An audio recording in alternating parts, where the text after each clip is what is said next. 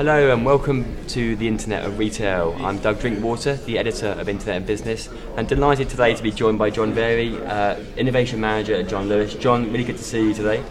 Cheers, Doug. Good to be here. I know you're speaking later, so I won't take up too much of your time today, but really wanted to get a sense of, we're talking a lot today about IoT in retail, and we're talking obviously more broadly about innovation in retail. I want to get a sense of what you guys have been up to with innovation and how IoT really fits as part of that. Yeah. Well, where we're looking is really trying to understand and defining the purpose, understanding the context. Internet of Things is something that is mystified. It's misunderstood. It's how can we really demystify that, but not really focusing on it as Internet of Things. It's almost understanding what we want the end-to-end customer experience to be. And as a consequence, Internet of Things will be part of that experience because there's so many connected devices that are becoming part of our everyday lives. And talk us through some of the things. I know you're involved in some interesting projects. Yep. What kind of stuff are you doing at the moment? What are your areas of focus? So our areas of focus is how can we create an omni-channel experience in store where customers have taken part in an experience online and come in store to continue that experience. So we've been working on an interactive sofa studio where you can bring together physical models of a sofa and fabrics together using RFID that then visualizes that on a screen for you. We did that in November last year, so right now we're actually looking at how can we evolve that to the next step using potentially more 3D kind of visual assets. And is it JLab, one of the projects you're working on? What does that entail, and what are you kind of looking at with that? So JLab run for its second year, the year just gone, and the winner was People, which is a smart people for your front door. So, again, the connected product. How does that fit in with the Internet of Things? And I think the smart home is a really important kind of playground where a lot of these products are connected to the internet, but what does it actually mean? How can we demystify that for the customer? So that's where we're really focusing on. And obviously these past 2 days we've been looking at a lot about IoT and retail and the different practical applications for it. What do you see as the biggest opportunity here for retailers? Because there is a lot of hype around IoT, there is a lot of talk, we see a lot in the press about this. In your perspective, what's the biggest opportunity for IoT in retail? I think for me the biggest opportunity is to really understand what the proposition is.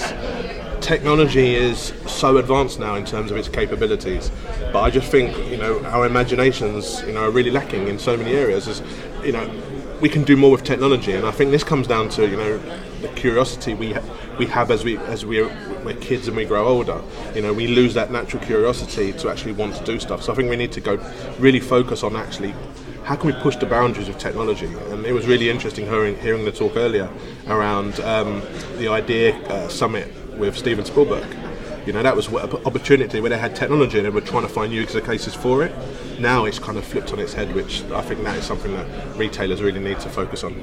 So in your opinion, how do you change that philosophy? How do you get humans and executives in particular thinking more, forward thinking really in terms of, okay, we've got this technology, this is actually what we can do with it, as opposed to perhaps being guided by past and previous examples and mistakes, of course, as well. Yeah, I think it's something that you need to kind of evangelize. You need a way of working, and we have the internal Skunkworks Room Y, which I head up alongside JLab.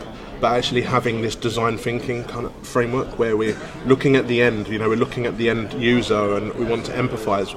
How do we want them to function? How do we want them to shop? Only then can we really go back and really understand. We could use technology A, B, or C, or we could actually look at different ways. That is really looking at how humans will always be part of technology. But technology will come and go, but humans will always be that key part that we need to focus on.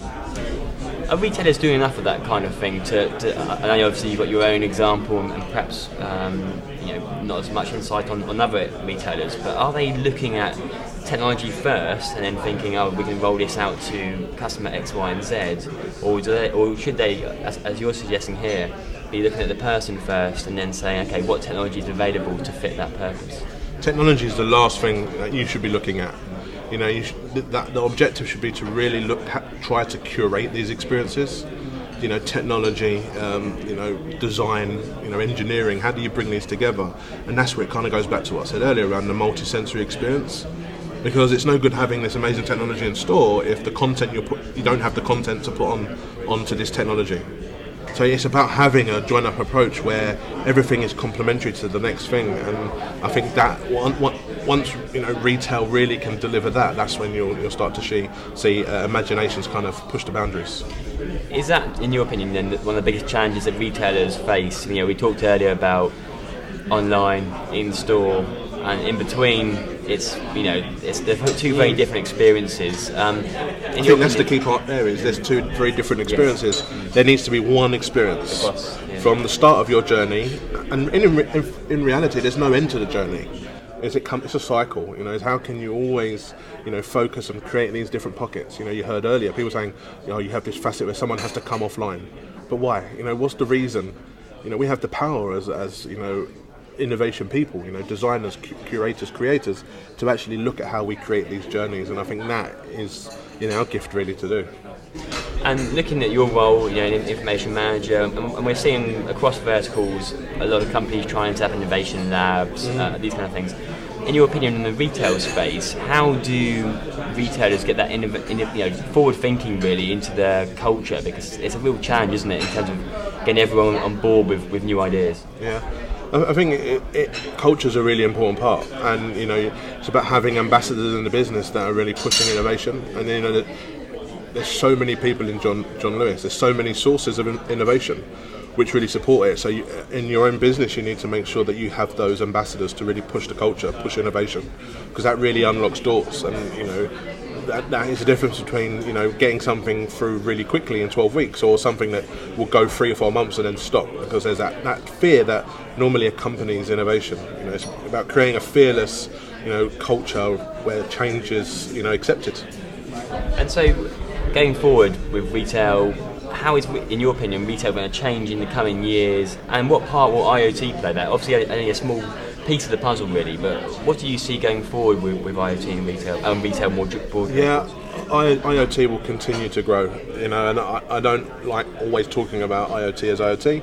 It's almost the retail experience will go to a certain distance, and IoT will just grow as a function behind that, supporting retail, supporting every industry, supporting at home, smart home, smart car. It will just continue to grow, and I think in retail it's about how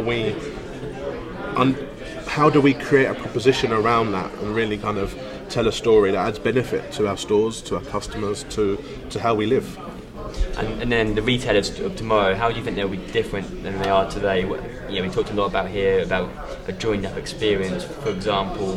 How do you expect the retailers tomorrow to be different?